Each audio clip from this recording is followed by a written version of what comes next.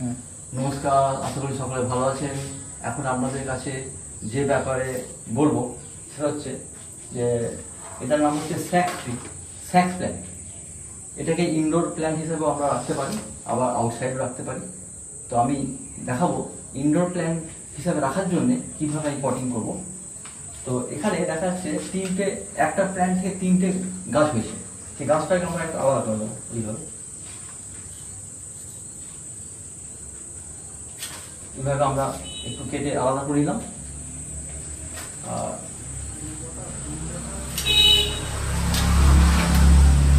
এইভাবে 2টো গাছ পেয়ে গেলাম। আমরা এখন এটাকে একটা গাছ একটা টবে কিভাবে পরিচালনা করবো সেটা আমি বলছি। প্রথমে আমি আগের ভিডিওতে দেখিয়েছি যে 1/2 ইঞ্চি স্টোন চিপ পাওয়া যায়।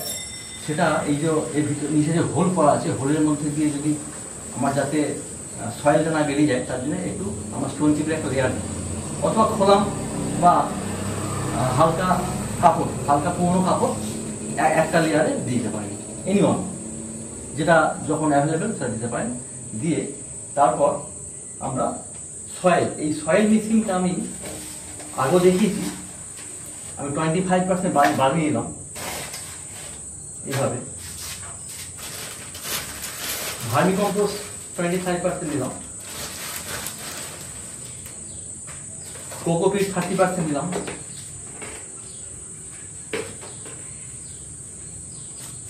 আর নিম অয়েলটা আমরা নিম খোল আমি 10% মিক্সিং করার জন্য দিলাম।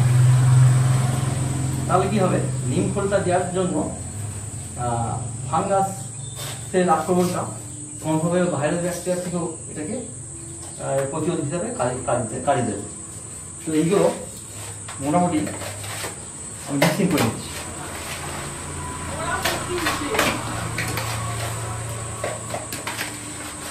এইভাবে ভালো করে মিক্সিং করে আমি টবে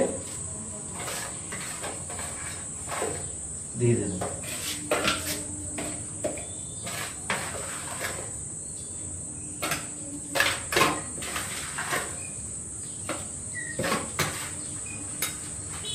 কিছুটা দিয়ে তারপর এটা আমি গাছটাকে মাঝখানে লাগিয়ে দিলাম।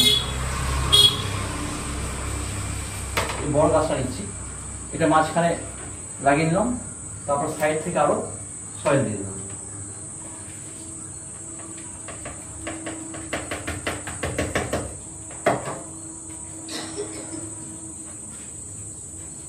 এইভাবে দেওয়ার পর, এইভাবে সয়েলটা দেওয়ার পর তারপর এটাকে একটু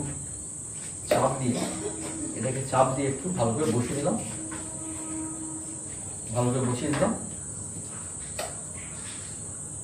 এইবার এটাতে আমি এখন কোনো ফার্টিলাইজার দেবো না।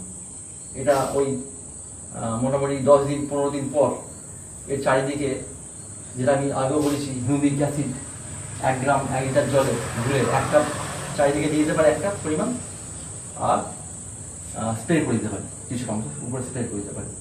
আর 15-20 দিন পর বা 1 মাস পর নিম অয়েল স্প্রে করলে এর গাটা পরিষ্কার থাকবে, এর গ্রোথ ভালো হবে।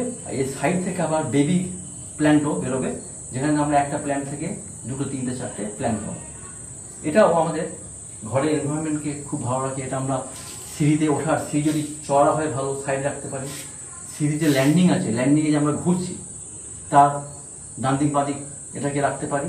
এর জলটা যাতে না পড়ে, জল পড়ে যাতে স্লিপ না করে তার জন্য এই ধরনের ট্রে এর থেকে ছোটো ট্রে পাওয়া যায়, সেই ট্রেতে আমরা এইভাবে রেখে দিতে পারি। রেখে দিলে কি হবে, যদি অল্প সামান্য জল, যদি এতে খুব বেশি জল লাগে না, অল্প জল লাগে, জল 1 সপ্তাহ পর 1 কাপ বা ½ কাপ জল দিলেই হয়ে যায়। তো তারপর 7 দিন 10 দিন জল লাগলেও চলবে। তো যাতে জলটা একটু বেরিয়ে স্লিপ না করে সিঁড়িতে, তার জন্য নিচে একটা ছোট ফেলে রাখবে।